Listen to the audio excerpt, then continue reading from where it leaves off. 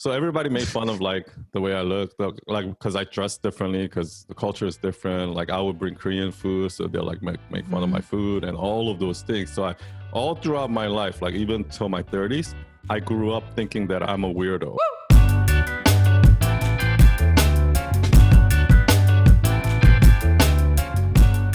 Welcome everyone to another episode of Authentic as Fuck, where we talk about building an authentic personal brand with my lovely co-host, Elizabeth Brody Wade.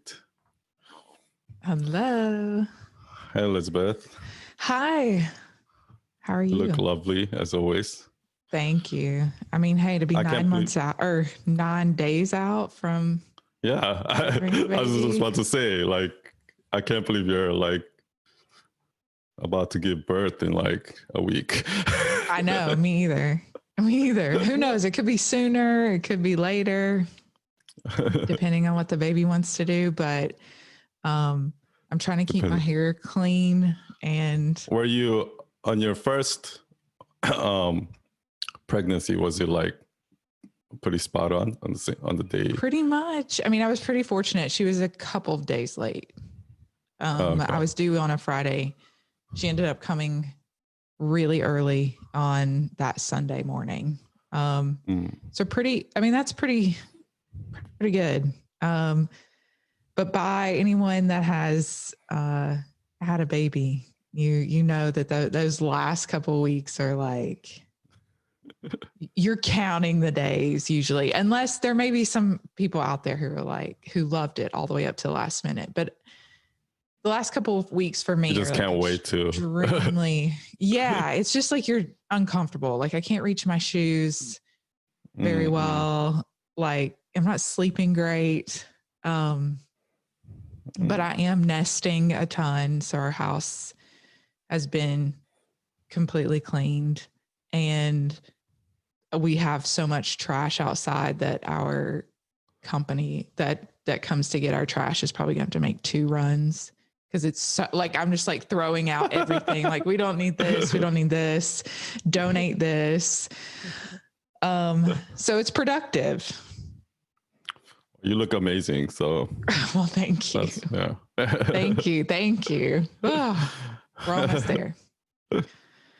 So today, yeah. What are we going to talk about today? So today I thought we should talk about, like building a tribe. Like building a personal brand is a lot like building a church.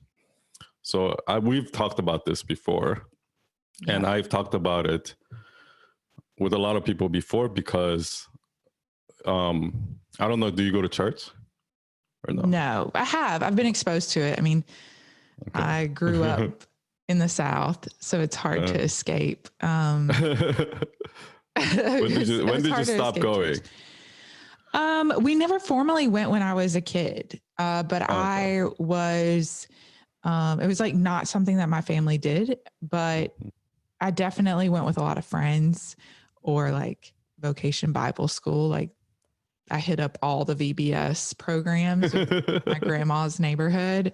But it has never been something that has been a part of my life. Okay. So never like consistently, like every Sunday. Yeah.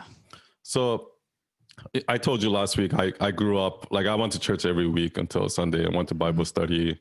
We used to go to the retreats, all of that, right? My mom is she leads the church choir. My sister played the piano or organ. So we were like pretty heavily involved in the community. And so I went all the way up until 18 because my parents kind of forced me to. But then once I went to college, I was like, fuck this. So I'm out. But what happened was when I started working with a lot of personal brands, like in the last 5 years, and I go to those kind of workshops, seminars, and like I meet people in the community and things like that, I saw a lot of similarity between church and kind of community, right? And like a couple of years ago, I read a study that said religion is in the United States. In the United States, religion is pretty much Christianity. religion is like on the decline. I forgot how much, like maybe by 5% or something like it went from, it was a significant amount. But spirituality went up by the same amount, right? Like when I say spirituality, I'm talking about like Oprah, Eckhart Tolle, like yoga, meditation, all of that, right? So I can kind of see like, so that was kind of a click moment for me, right? Like, like, so people need it, like whether it's at a church or through another community or whatever it is, people need this shit. So right. They need community. I think that's the word. yeah, A key word. They need, like, yeah. And yeah. And a lot of like younger people, millennials, they're very like science based, so they're like anti-religion, but they are into like spirituality. So that's why I kind of brought it up with you and Michael. Mm-hmm. And then I think kind of you guys kind of took that literally. Michael took that literally. He now calls it the church. So you want to talk about kind of that change? Well, yeah. And I think, so there's a part of me that wanted to come into today asking a question, and it's sort of along these lines. So for everybody listening, like Son and I don't sit and plan out what we're going to talk about. It's very organic, like above Whole Foods on the organic scale of how organic. Literally yesterday, I texted you and said, "Hey, we should talk about this." Yeah, like, and it was because I did an Instagram post on this topic, like the building a brand. It's like, and I got so many messages about it, and people just loved it, and that's why I knew it was going to be like a popular topic. So, well, anyway. Yeah, because we can all relate to that. And in that same vein, so I was thinking about it after I got your text. I was like, yeah, that's an incredibly good topic for us to hit on. I think having Michael, like having his perspective is even going to be more interesting because he really latched on. He latched onto this idea of like building a church, and it really clicked for him. Making that analogy and how that's what a personal brand has to do in order to have your tribe and to build your community of supporters. Yeah. But it got me thinking about like what we're doing, you and I, just sharing our experience. The first episode surprised me, like the comments that we were getting, particularly as they relate to authenticity.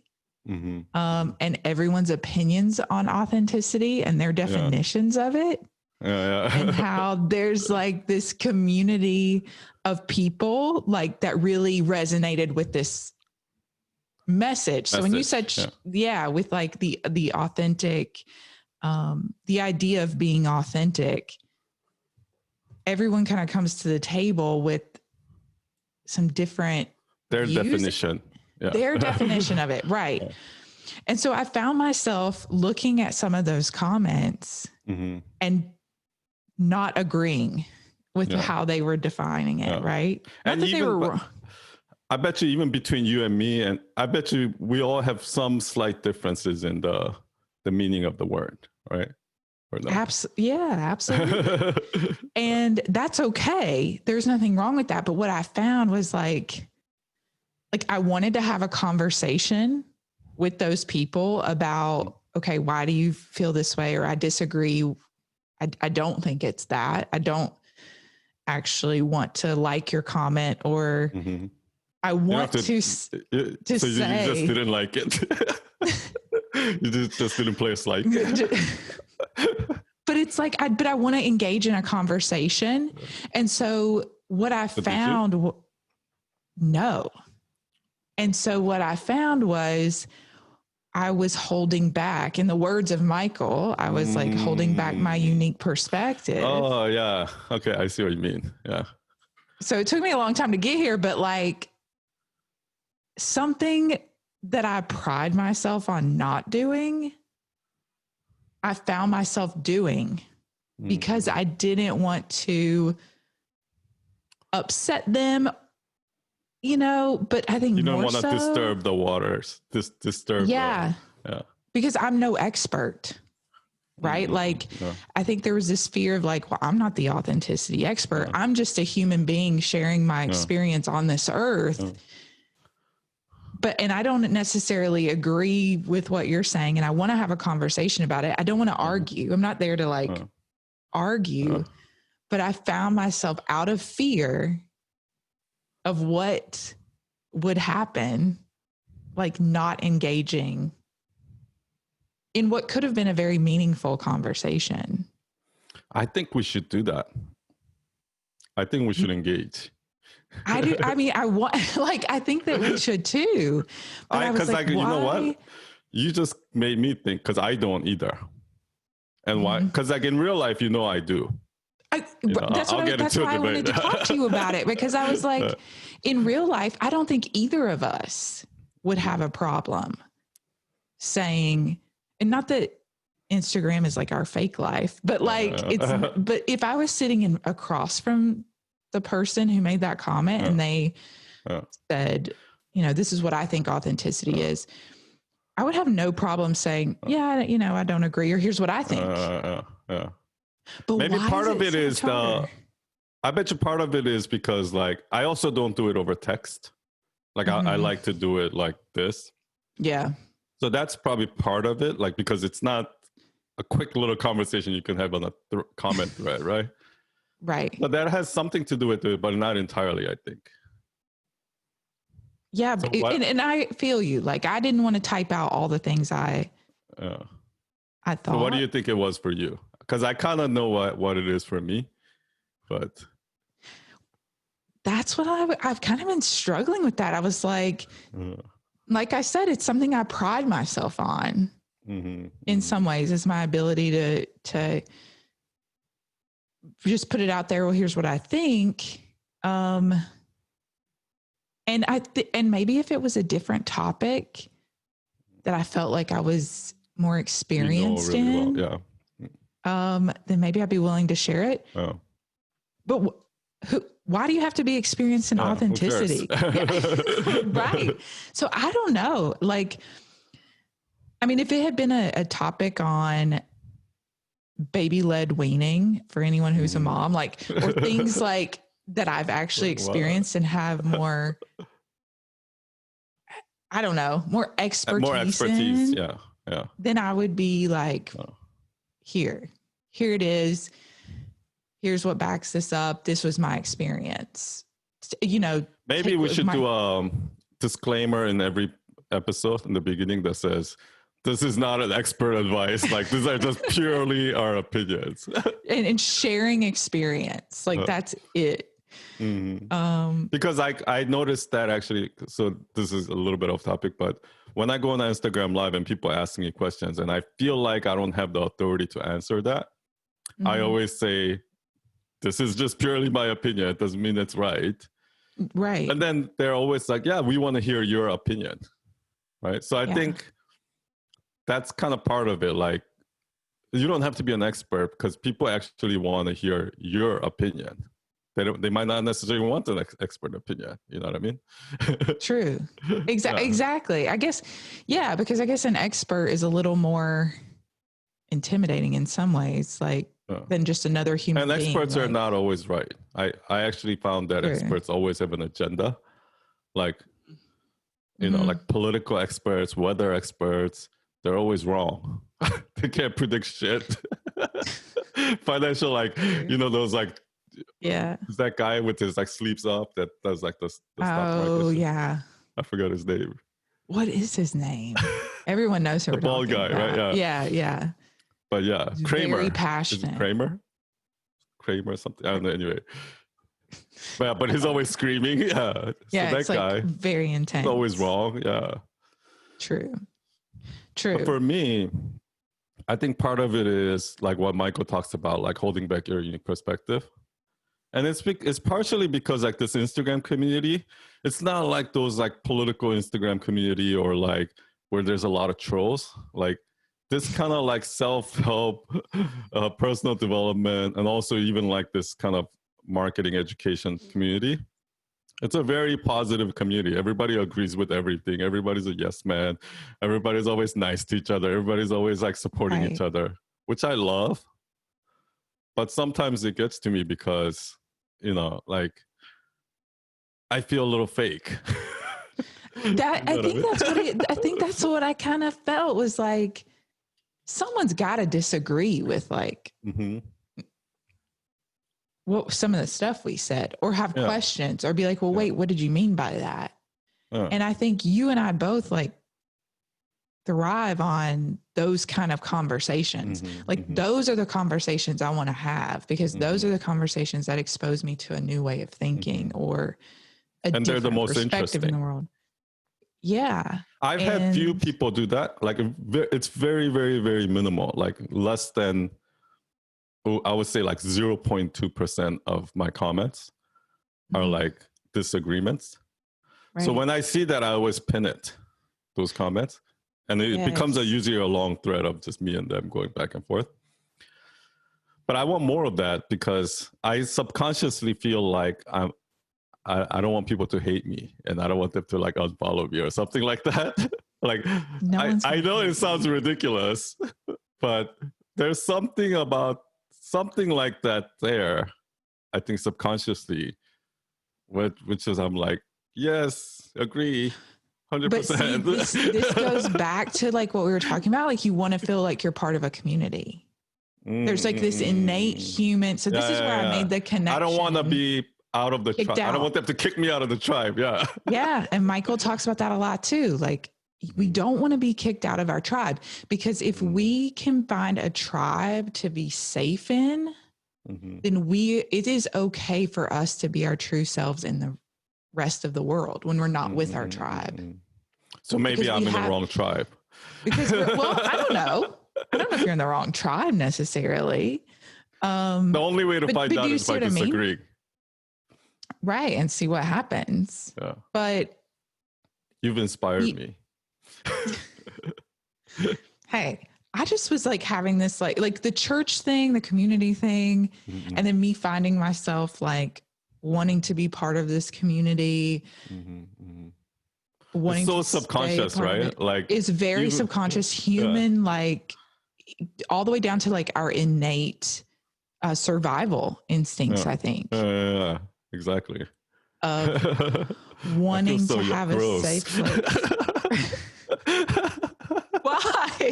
Why? Because like I feel like I'm being a little fake, and like, I don't know, maybe for my like real life friends, like none of my real friends are on Instagram. Maybe if they saw those comments, they're like, son, what the fuck is wrong with you? Like, why are you so nice? Hey, you said that? Okay. Michael and I think we were in the Chick-fil-A drive-through line this week. And I actually said to him, I was like, some of Son's comments are bullshit. On this podcast. No, so what do you think? So let's actually go into those. What are some of the ones that you disagree with, or that I probably should have disagreed with? Yeah. I want to be schooled. Hey, I don't know. I'm not saying that I know or that I mean better, but like. But you've kind of inspired me, actually. Maybe I should just say whatever I feel like. Maybe I am being fake in my comments. Well, I think there's like being nice and cordial and appreciating the support. And at the same time, like, maybe it's the cynical part of my brain, but I'm like, how much of this is genuine? You know what? There are some times when I post something, I don't think very few people actually 100% understand, like 100% get the exact everything that I said, right? Because like there are some nuances to it, but they get the core. Everybody gets the core message, but then there's also nuances to it that, that some people don't get. And then there are some people who I can tell that they just totally missed the point. Do you know what I mean? Yes. And for those people, when I comment, I don't want to just be, because like I can start that discussion thread there, but it's just going to be a long ass thread, because it's just starting from too far away. Do you know what I mean? And Yes. but I think also part of it is you're right. Like, I think I am being fake. I think I'm just trying to please everyone, which is kind of, I'm a people pleaser, you know. Yes, I know. So, I know. Well, and you are, at the same time, I think you genuinely appreciate the support and the engagement. yeah. And I don't think that you're saying anything that is untrue. Yeah, actually, you're right. I think the support, because a lot of times I follow people that I don't really care about their content, but I follow them to show support. Do you know what I mean? To show them that I'm here for you. I care. Do you know what I mean? Exactly. And so when people are showing you love back, like, I think that everything you're saying is like true. But I also know Sun. And I also know Sun has a lot of opinions that are I do.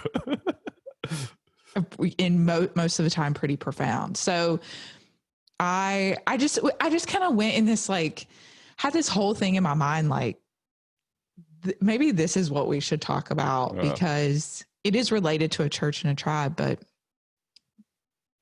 so let's change the topic. I think it's more interesting. Change. We'll just rename the episode. Hello, everyone. Hello. This episode, we'll be talking about being fake in your comments. Stop being fake. This is a PSA. Yeah.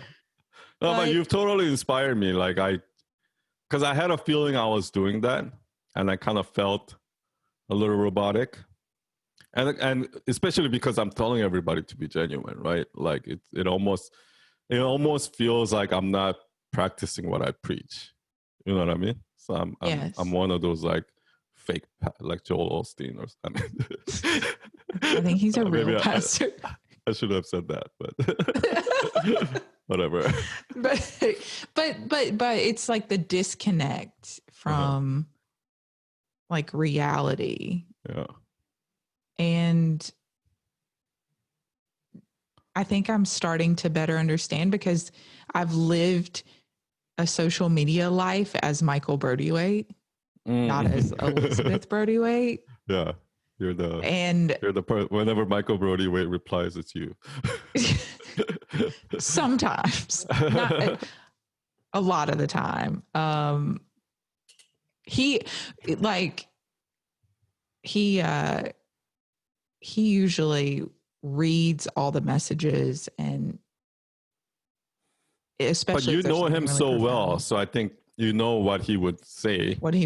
Yeah. And you know what he's really good about is, like, when he leaves a comment, he doesn't say like thanks, you know.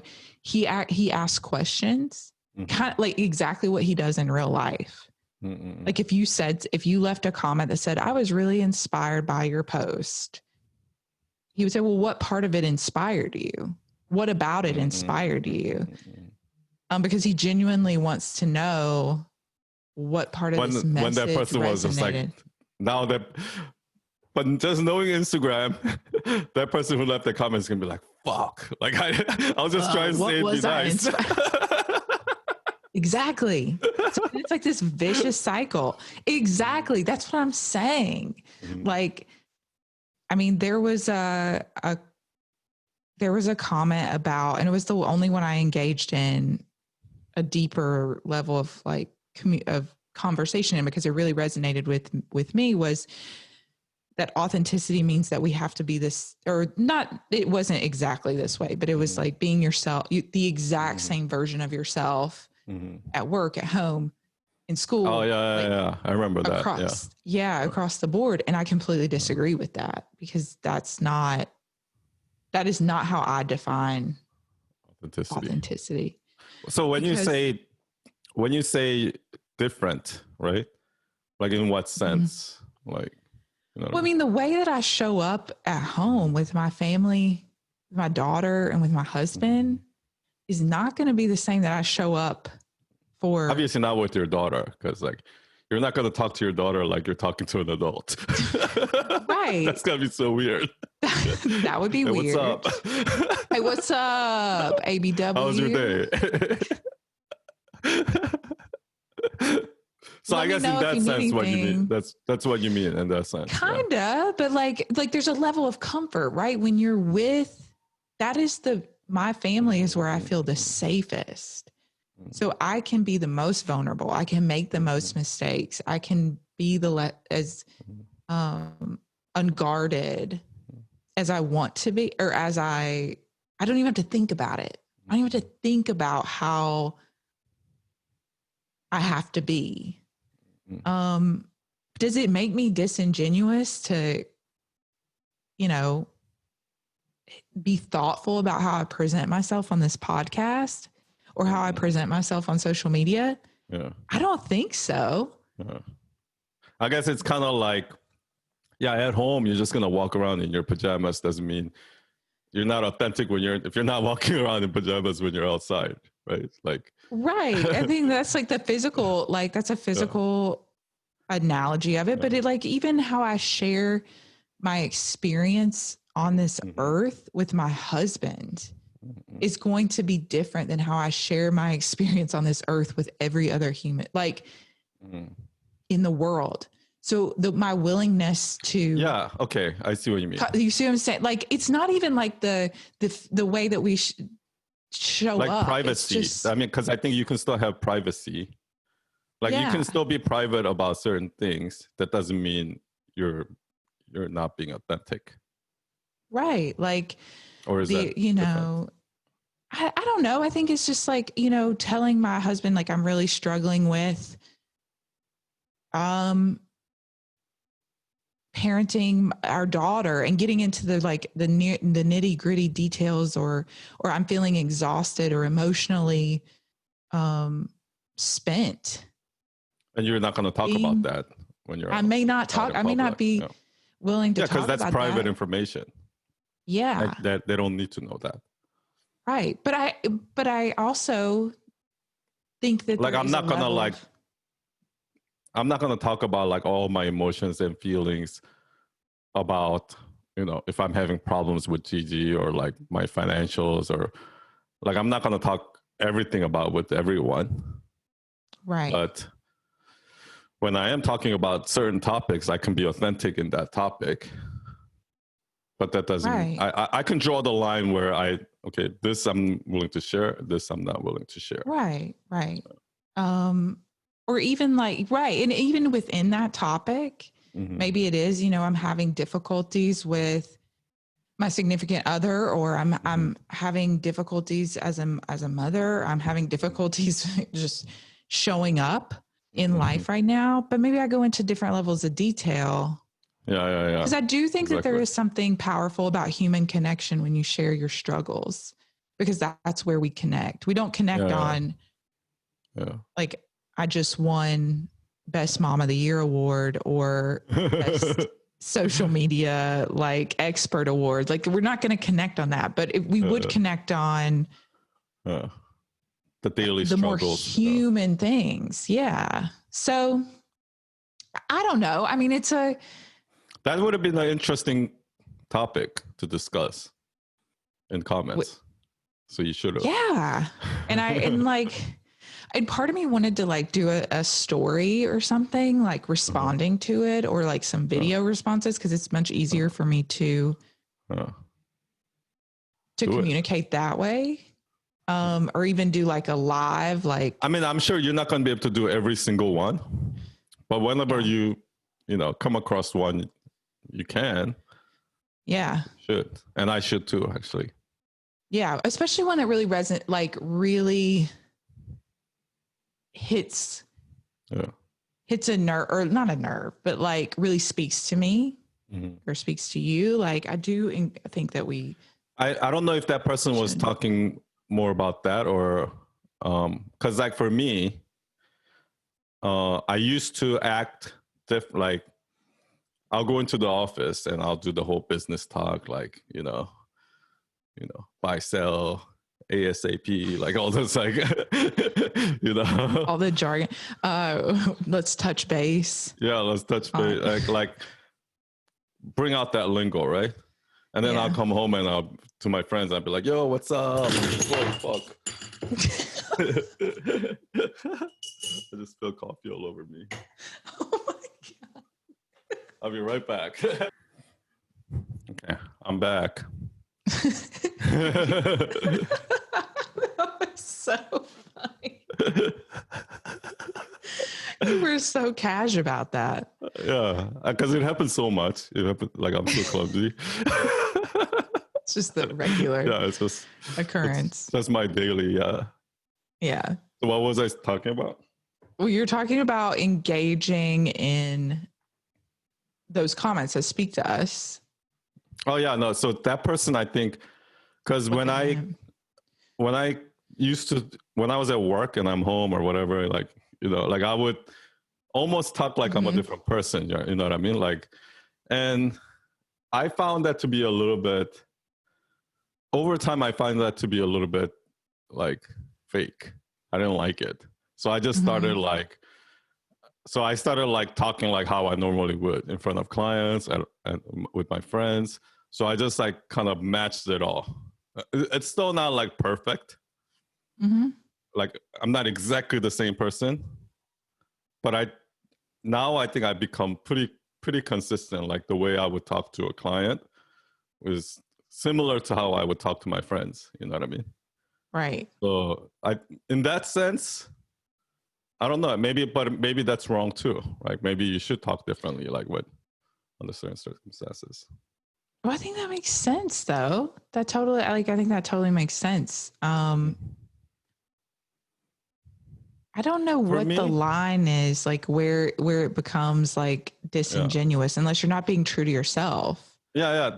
For me, that's exactly it, right? Like I think, for me, the only person that can know whether I'm authentic or not is me.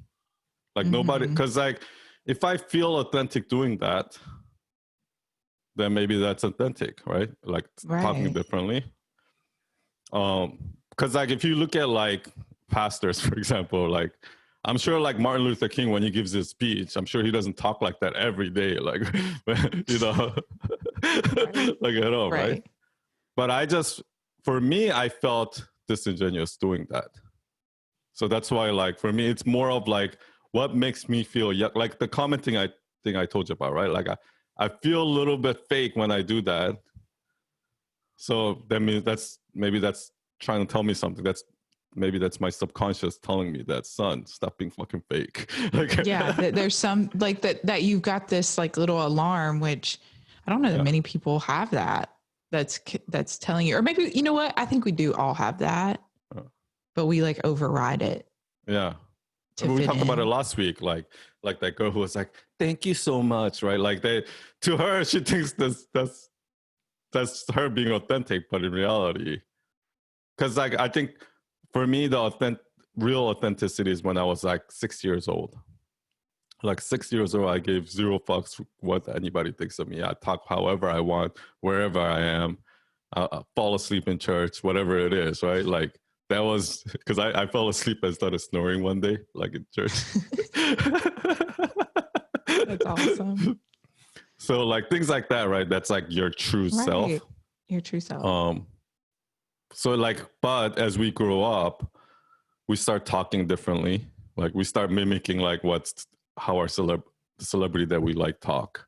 You know, like that whole kind of like the LA Valley accent or what. Like the other day I was listening to Joe and there, what do you call it when you go up at the end of the sentence? Like, so this weekend I was here and this is like that. Like even that is like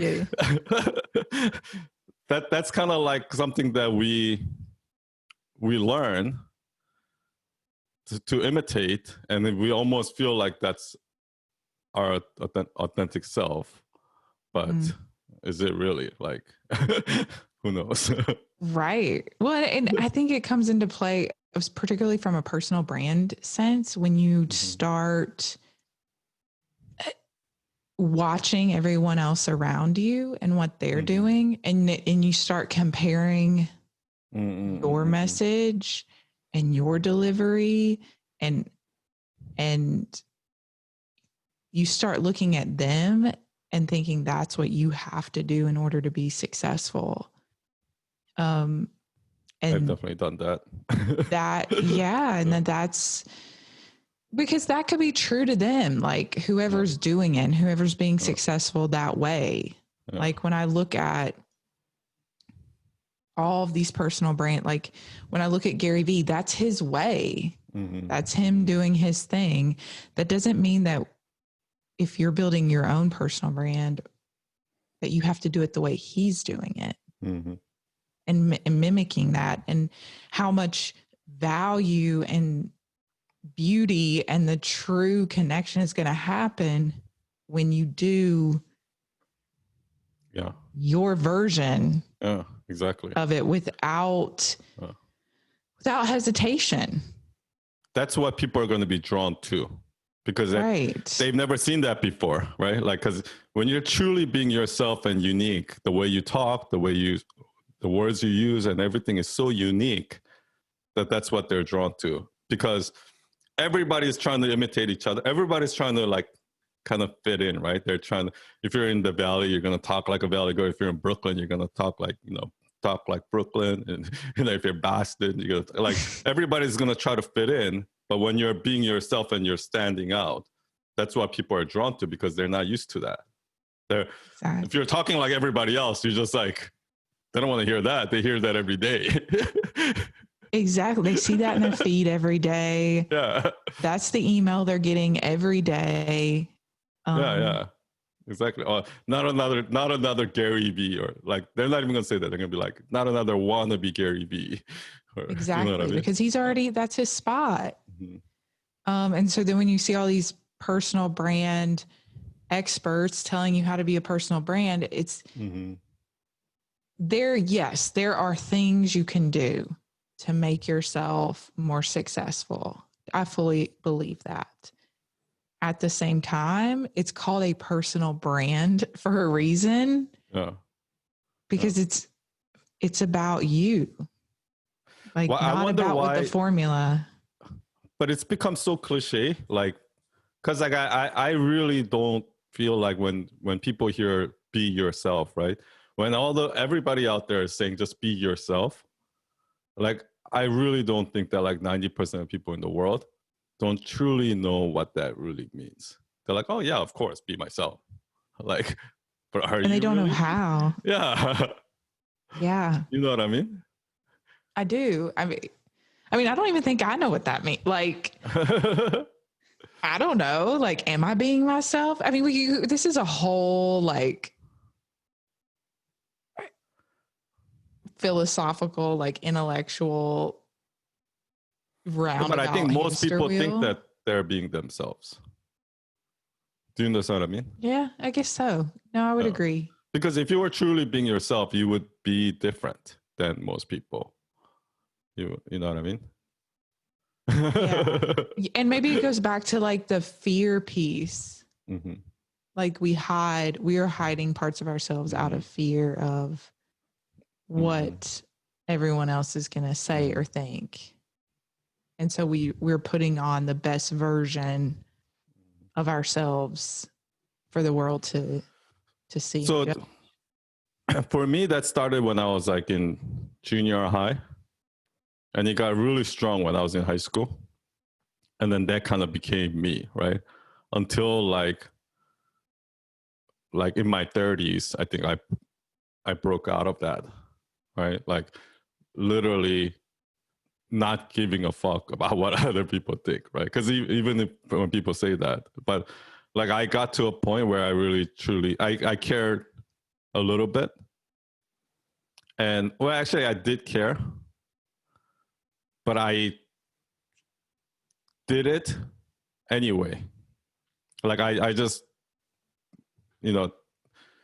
I just acted like myself anyway, knowing that like that might be stupid or that might look foolish or whatever it is, right? But that didn't happen until my 30s, because because I moved here from Korea when I was 11, and everybody like used to make fun of me in my school. There were only 3 Korean kids in my school. Like by the time I got to high school, it was so many Koreans. So everybody made fun of like the way I looked, like because I dressed differently, because the culture is different. Like I would bring Korean food, so they'll like make fun of my food and all of those things. So all throughout my life, like even till my 30s, I grew up thinking that I'm a weirdo, right? I'm like, I'm the weird kid in a school full of white kids. I'm the weird kid, right? And that stuck with me all through my 30s. So I think throughout my entire life, I think I've been trying to fit in. I try to look at what other people do and try to be normal, because I'm the weirdo, so I have to try to be normal, right? And then that got really, like when you're in high school, obviously, like you just want to fit in, and you want to be part of a clique or whatever. So that became really strong, and then to a point like where by the time I was in college, like I didn't even know that I was being fake. Like I was trying to pretend to be something that I'm not, right? So yeah, I think that kind of, but I think that's not like just my experience. I think a lot of people go through that in high school when they try to fit in. That's when they try to find their identity or whatever it is, even though. But as an adult, like the older you, like if you look at like 7-year-old grandmas and grandpas, they like literally give zero fucks. They're authentic as fuck. They might still go to their bingo community or, whatever they're a part of. They say whatever they want, right? Like they literally don't care. Yeah. Yeah. For the most part, yeah. But I still think that I do think that it's very strong. That feeling that you're talking about is very strong in our, preteen and teen years, even into college, in those years. But I don't think it goes away necessarily as we get. I don't think so. Because I think that goes back to what we were talking about. Everyone wants to be part of some kind of community. I think you care less about which community it is, maybe. So we're still in high school. Your community is your high school. I just think we're humans because like I want to find a community of, moms to be a part of, right? And a mom's group to be a part of. I want to find a community of whatever you identify with. Yeah. Like, and what I have found is that like I have to have these separate, communities. Like it's really hard for me right now to find a community of women who work behind the scenes of their husband, have a family, like trying to that's a very niche community. So in all of you out there, you should start one. I need that. Who's passionate about like working out and like all of these things. I need we need like an app. Like I need the Tinder for this, like finding my tribe. You have like category of like what you are. Yeah. And then you try to match it. Right. But I still, so I guess my point is just like, I think that no matter how old we are, how experienced we are, we want a place. And a lot of times for most of us in more traditional, who have more traditional lives than maybe you and I do, in the sense of like they go to a 9-to-5 job and go to an office every day. That your work community is where you spend most of your time. And so that becomes your tribe, right? And so if your tribe is like setting the standards of how to operate, then like even at night out, we had our little own clique of like 15 people. That was our community, right? That was a night out community. We had so much pride in that. And then there was one girl who moved to San Francisco. So she was working remotely for like a year. And like after like 6 months, she became miserable, right? Like just working from being detached from this community. So what we started doing is we'll start Zoom like this. And then she'll just have it up like the whole time and we'll have it up so we could see each other like the whole time. Yes. Yeah. But ultimately, like, she ended up leaving because she wanted that environment where she can go into and feel like she's part of the community and, something like that. Yeah. yeah, part of some, like we have to have Yeah. something that we're And I a think if part you don't of. have it, once you find it, like you're so drawn to it. Like when I found like the Baptiste yoga community, I was just so immediately drawn to it because I haven't experienced something like that since like church, right? Yes. So that's probably why this kind of tribe thing is happening right now. And instead of like Christianity being the thing and then everybody's being that community, like every like one of these kind of personal brands influencers have their own thing. And so if we're talking about authenticity, even if like somebody might not be fully like being authentic or something like that right now, but maybe they're drawn to that message. Like for me, when I said, oh, that was kind of fake. But if I see somebody like Gary Vee, who's like literally, super authentic, maybe I'm drawn to that because I want to be more like that, I want more of that. And I want to be around people who gets that and understands that and is not going to judge me for it. You know what I mean? Yeah, appreciates Yeah. you for it. Not even that they don't judge you, but they like appreciate that. Yeah, that's even next step. Yeah, that element of you.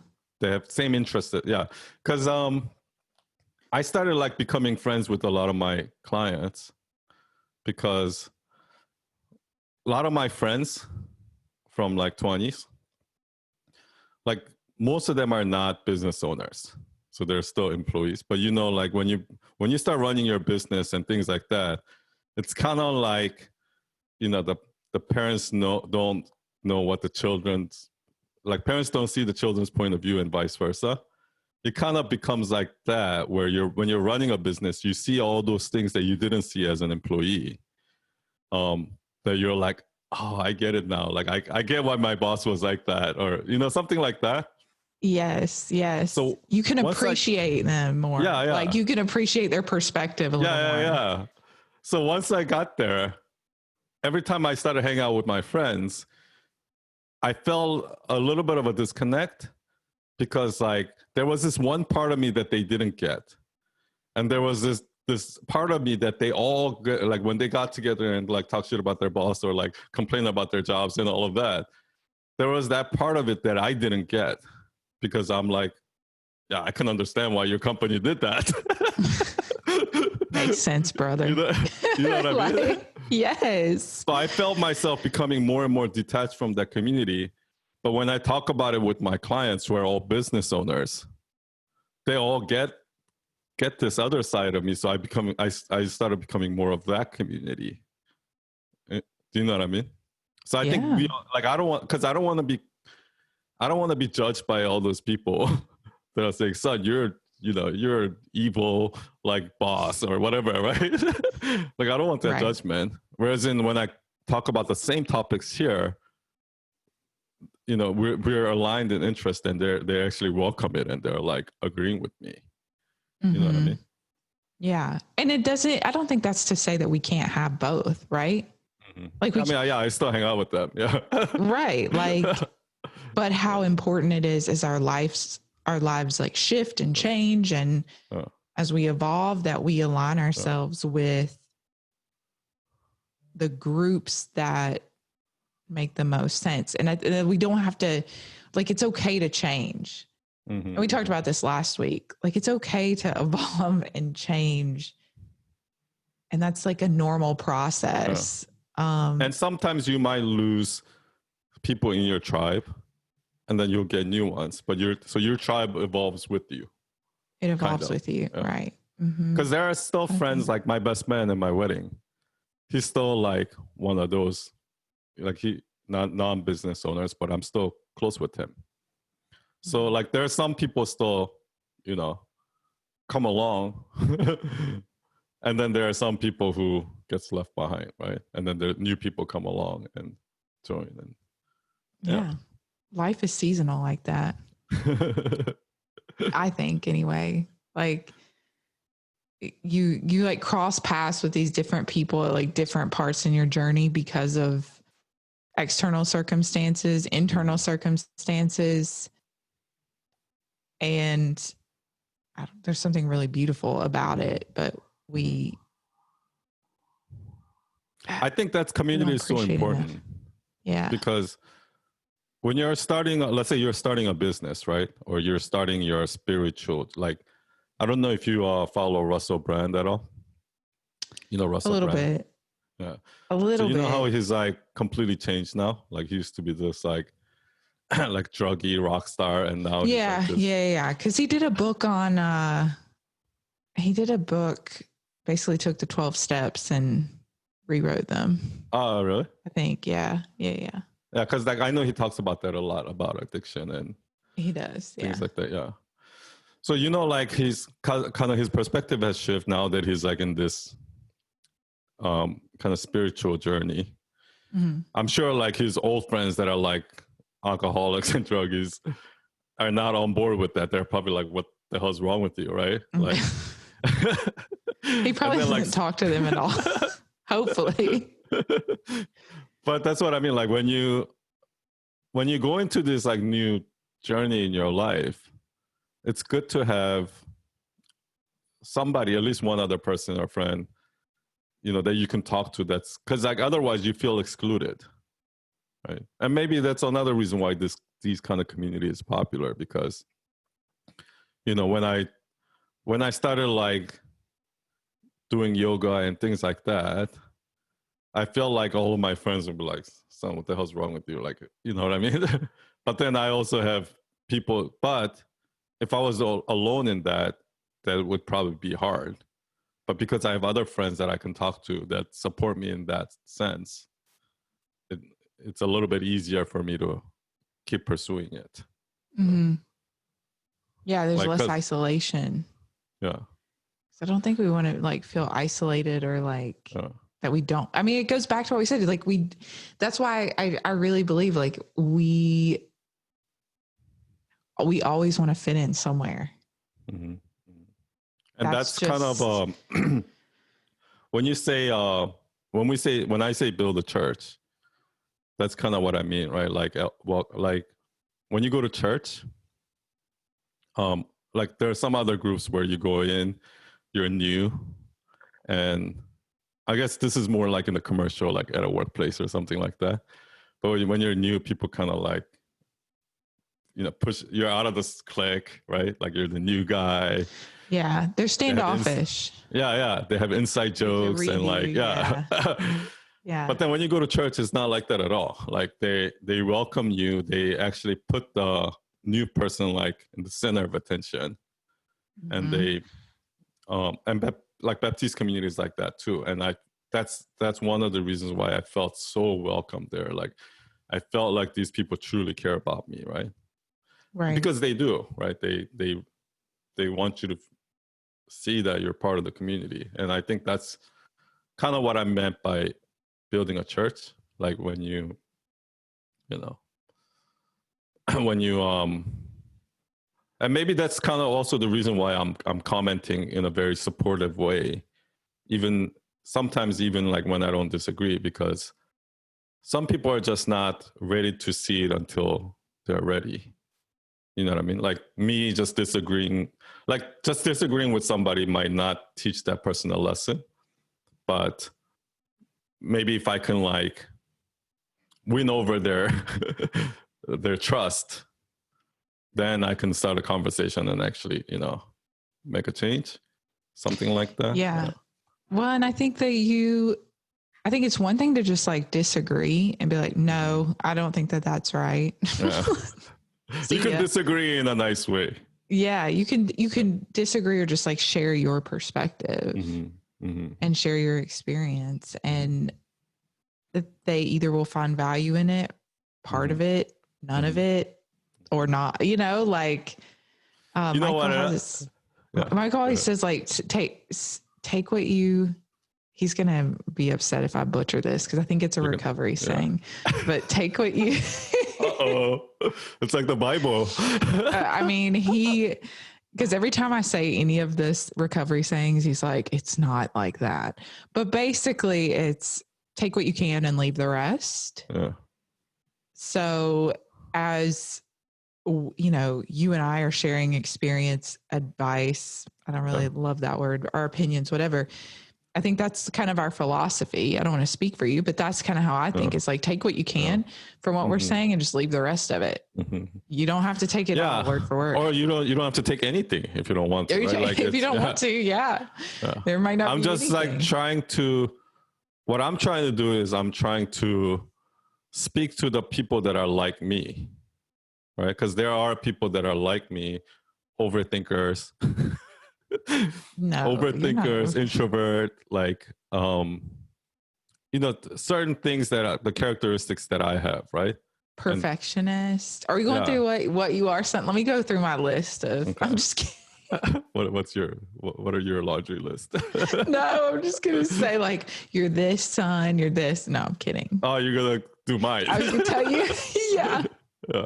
No, I'm very, I mean, I would say I'm like 70% self-aware of my flaws. Or flaws or like my characteristics. So I want to, for the people that resonate with the way I am, like I just want to show them that there's this one way that you can do it, which is the way I do it. It's not the only way, but hopefully like they can learn something from it, right? And exactly. And feel less alone. Like, yeah, exactly. So that's why I'm doing the whole like, but there's a difference between you know how like in business school or whatever, when you're management, they teach you the compliment sandwich. Like you gotta like layer the criticism between the compliment. I think that's very fake, right? So that's annoying. like it works, but I'm thinking of how much, this is off topic, but I'm thinking about how much money I've spent on grad school and undergrad, and how much I feel like maybe I'm not using it. But anyway, go ahead. That's one of the things you learned that you're not using. That I'm not using. What else am I not using on the hundreds of thousands of dollars I spent? All right, but go ahead. That compliment sandwich only works if it's genuine. So that's the part they don't teach you, right? Because what I like to do is I will disagree, but I like to picture myself like in a non-judgmental way of maybe, let's say I'm talking to like a younger designer, right? That works for me. And I need to give that person a criticism or something like that. I try to picture myself as the younger version of me who would do the same thing. Do you know what I mean? And so like I try to make that connection so that I can empathize with them first. So then I would talk about that first. I would start out with that empathy. It's like, oh yeah, I totally get you. Like, yeah, I hate it when clients do that, blah, blah, blah, blah, blah. And then I give them my perspective, right? And like our goal here is to serve our clients, and that's how we're going to get happiness. And, you know, that's what's truly going to make you happy. And then the chance that that person is going to actually accept that is a lot higher than if I'm like, dude, you got to be like this to a client. Like, you know what I mean? Yes. I totally get it. However, like, do you think, like, I'm thinking back to when we were doing some of our stuff, do you think that you still hold back a little bit on? Yeah, but I think that's just a matter of time. Like, just, I don't have the time to go through every little, like certain things I gotta fight my battles. Yeah. That makes sense. I'm terrible at empathy. Really? I'm so yes. Maybe that's what makes you so authentic. I'm terrible at empathy, and I'm not. I know that's not a good thing. So like, I have to. Michael actually has taught me this. Is I have to write my version of an email, especially with people I don't know very well or that don't know me very well. Because my version of email is like it's very direct. because I don't have time to like. When Ain't you said I nobody don't got have time for that. ain't nobody got time for that. Like here it is. Yeah, it exactly. is not personal. It doesn't make them. I don't want to make them feel less of a person. I'm not flowery. And then, so he has taught me to write out my very direct email, just get it out, and then go back. Yeah, that's a good advice. And add in the the pieces that will acknowledge and empathize with the person I'm sending it to. Put yourself in that person's shoe or something. Yeah. Yeah, and I have such a hard time. Doing that, and it truly, and like I try to explain to him, I'm like, it's not about the like I'm not upset at the person. I don't think that they're a bad person. But there's gonna be your tribe that resonates with that. That just like, I don't have time for this bullshit. I just cut through the bullshit and just like get to the point, right? Here it is, right? Yeah. I think there are certain personality types that are like that.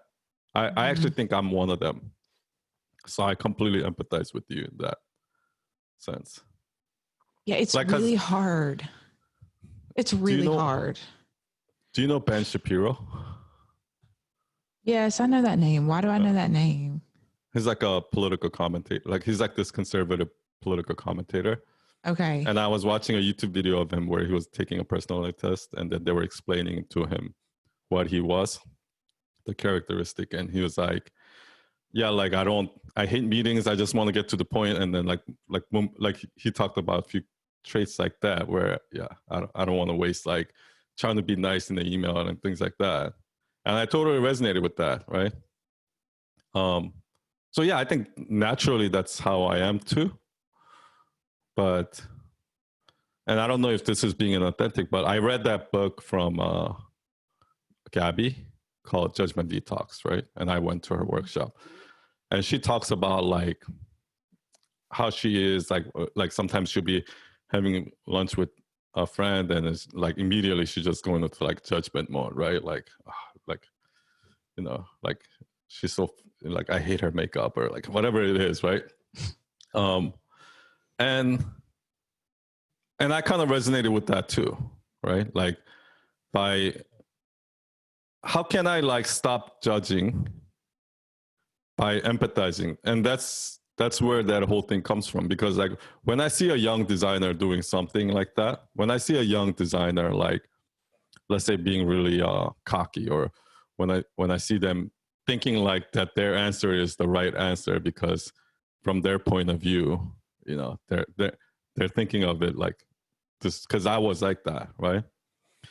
But then like now I know that yeah, there's a lot more important thing than just making something like trendy or beautiful, right? There's like the words actually have to be legible, right? Like people have to be able to understand it, like things like that.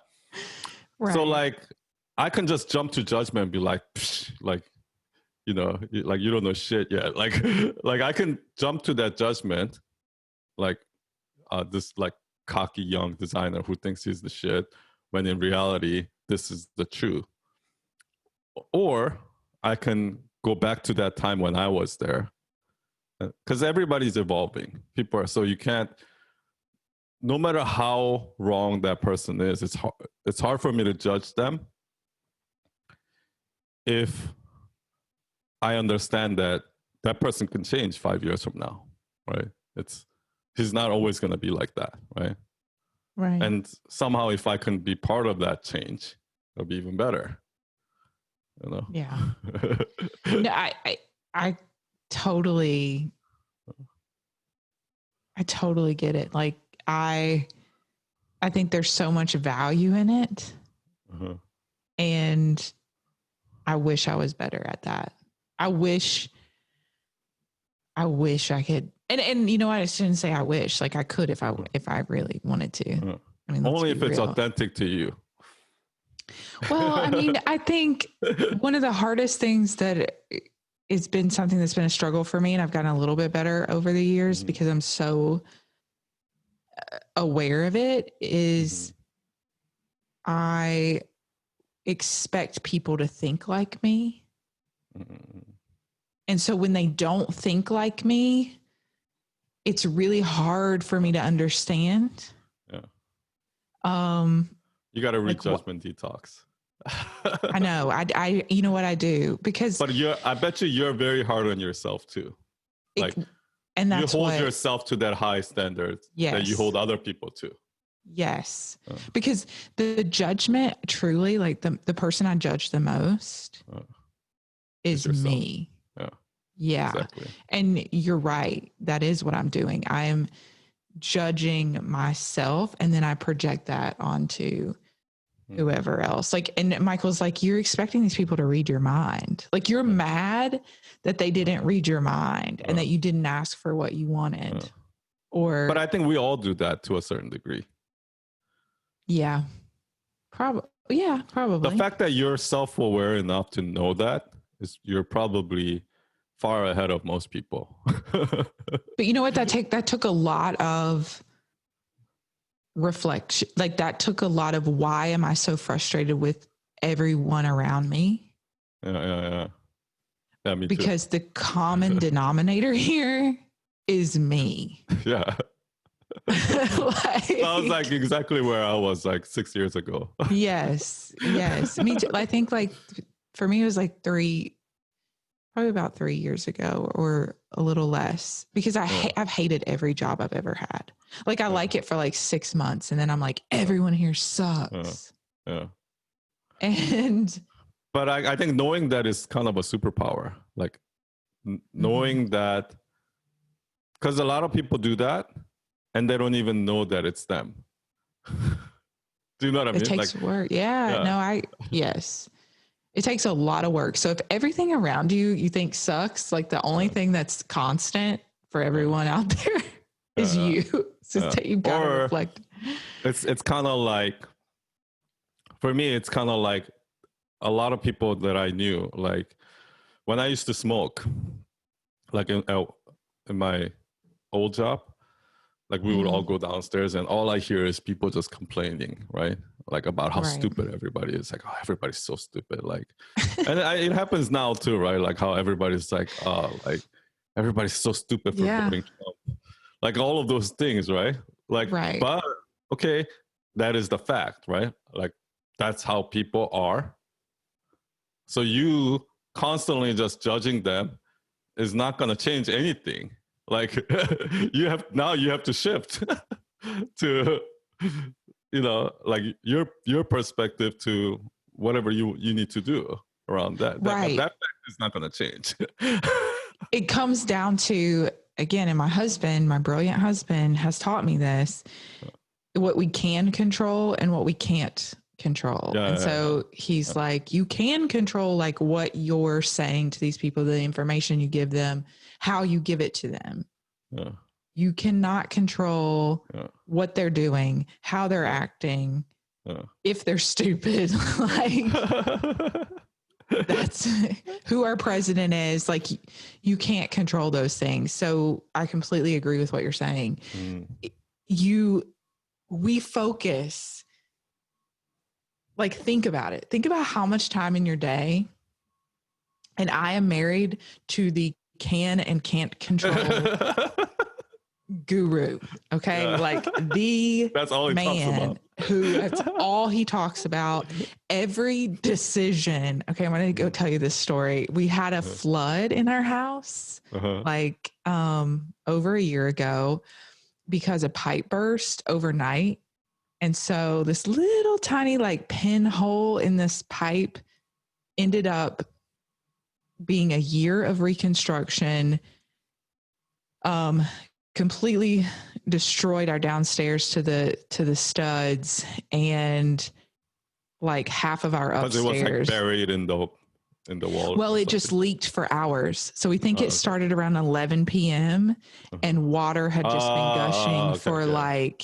So you were flooded. It was flooded until like 6 p.m. I mean, it was raining in my basement. My husband comes running, Michael comes running down the stairs, whatever.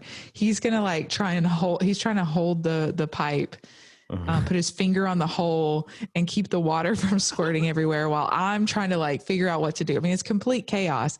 And I made some comment about who knows what I said other than, oh, it's raining I think I said it's raining in our basement. And he's like, I can't control that. But what I can control is if you can turn off the water to the house.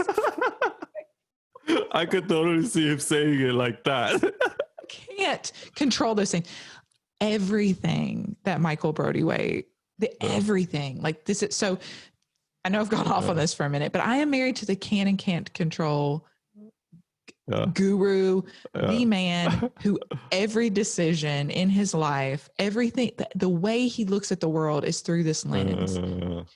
There is such, even though I'm married to him, I struggle and just think about the time that I waste focused on all of these things that I can't control. And so most of us do that. We spend like probably 80% of our day thinking about the things that we can't control, right? Like, and trying to muster the energy to control them. Yeah. I'll tell you right now, when trying to come up with like million case scenarios. Oh, if I do this, maybe it can do that. Like, them being like, you focusing on someone being stupid, quote unquote, like you're wasting a lot of energy on it. And don't get me wrong. The reason I can spot that is because I do the same exact thing. Okay. So I feel ya. Like I'm out there doing, and I'm sure Michael also feels that, but he catches himself so quickly. It's like anything else, right? Yeah. Muscle memory. It's muscle memory for him. And I have found it, having that awareness, right? Just awareness, like you were talking about earlier, awareness that this is a problem, awareness that I'm focusing so much on these things I can't control. That in and of itself creates change in our thinking patterns. I absolutely it's agree. Easier to catch ourselves like, I think that's the key. The key is all of these things are constant practice, right? Like even being authentic. Like for me, like I said, like when I say something and it was fake, it was like me bragging or whatever it was, right? Me humble bragging or whatever it was. I immediately catch myself and I'm like, fuck, I did that. Or I name dropped or whatever it is, right? So that but just doing that over and over and over again for years will get you to a point where, it just, yes, that emotion will still come up. Yes, it'll still happen, but at least you can fix it quickly, right? And so when your house is flooding, you'll be asking yourself what you can't control. The first 5 seconds, be like, oh, what can I control? I can't control that, but what I can control, And I've been actually talking about that. Like, nobody has like the aha moment that changes immediately. It's more like, oh, I just became self-aware about that, and then next time it's gonna catch your attention again and again and again and again. But it's something that you have to constantly practice. It is practice. It's just like meditation. It's just like yoga. It's just like working out. It's just it's like all of those things. You suck at them when you first start. The first step is to be aware of it, that you're doing it, and accept that you want to make that. Because like for me, once I accept that I'm going to make that change, like it becomes a lot easier for me to get there, right? Like for example, like when I try to quit smoking, right?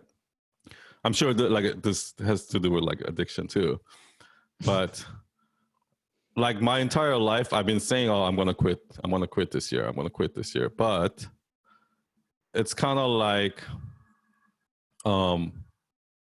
I say it and I believe it, but deep down inside there's this part of me that like I really don't want to quit, right? I love like sitting out in the patio with my coffee and smoking a cigarette, and like I just love everything about it so much that even though I know that I should quit, I don't really want to.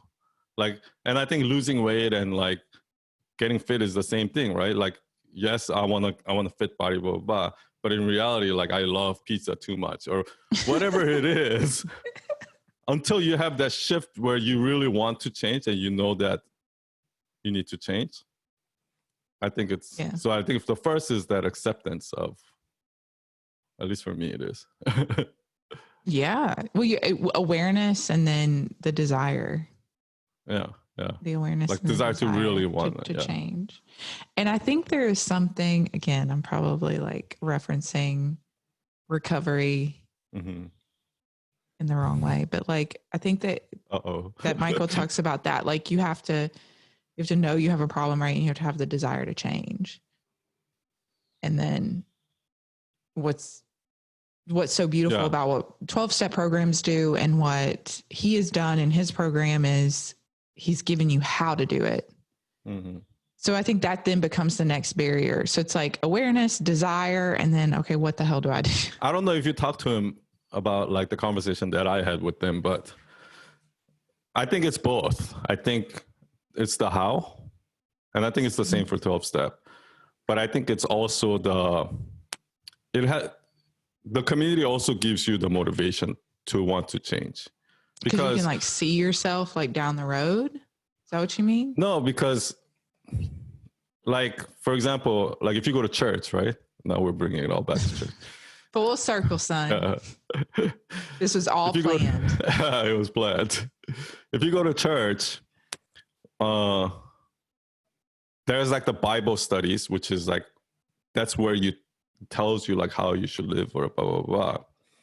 But I think the Sunday sermons is when you go in and it has to be the pastor speaking because you're inspired by that sermon to want to live that way. You know what I mean? And I think motivational speaking in all of it is the same thing, where you constantly need that reminder and that inspiration and that motivation to want to do it. And then those steps, those process, how to do it will actually work. But if you just have the how, people lose motivation after a while. They're like, But so I think it's a little bit of both. You need that motivation once in a while, and then you constantly need to like work at it too. Yeah, and I think he also talks about that, and that's in like 12-step programs. They have like how the what you do. Yeah. You have the community of people. You have your sponsor. Yeah, that's what the community does. Yeah. So you're right. It takes that in that thing. You know what? That's something that we learned years ago when we were trying to start this initially. We were trying to just do like just what you do, or just the how, and then we tried just a community without a how. Yeah. And it doesn't. You have to have all three. Like you have to have the full. Yeah. This for us, like the sponsor, the society, which is our community, and the system. I think for all communities, it's not just for this. Yeah. Yeah, and you think about it, it's just like usually all of them have those because things. they have the book or the courses, right? But they also have like the motivational speaking and the communities, the Facebook groups, like all of these like work together to build that tribe. And that's how it sustains itself. So it can't really, from personal experience, they will not sustain themselves as a singular standalone element. They all have to work together. So it's been an hour and 20 minutes. So I guess the final takeaway is, if you want to build a personal brand, you want to build a tribe, you have to build it like a church. And in order to do that, you need the how, the information, the process, but you also need the why, or the motivation, the community, and it kind of has to work together is what I'm taking away from our conversation. I think so. Is that? And you have to be super authentic in your Instagram comments. Oh, yeah. That's actually the key takeaway for me. Both of us. So everyone, be authentic in your comments. Don't agree with everything. Don't just put 100% everything. Not just the double hand emoji and hearts. That's so easy though. Takes 2 seconds. It is. But I think truly, both Son and I want feedback, and we want we want real thoughtful, honest feedback. Yeah. We want honest feedback. Yeah. I would love questions. Mm-hmm. I was thinking about that. It would be cool if we had a question that we could answer on the next. Maybe I can put podcast. It on the story. Yeah, like what question do they want to ask us? Let me do that. Yeah. And good idea. Yeah, I think that would be. We just added something to our podcast. See, this is how it evolves. You start out messy, and it gets formed as you go. And it gets formed, yeah. So, and just remember, if you want to be pinned at the top of the comments, you gotta say something controversial. Instead of put 100%, put 0%. 0%. This sucks. Be a troll. I'm just kidding. But in all seriousness, I would love feedback. I would love connection.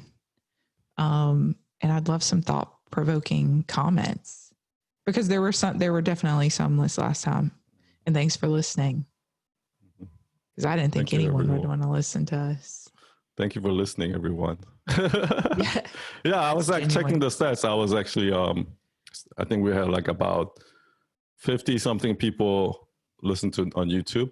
And then we had about 20 people on the podcast, which is a lot more than I thought it was going to be. So, yeah. No, me too. I didn't think anyone would listen. Yeah. So, and I love that. People have been DMing you, people have been DMing me, kind of giving us feedback, and it's all very encouraging. Super encouraging. And so, even though we said we don't like the 100% and the double high five emoji, I still appreciate it.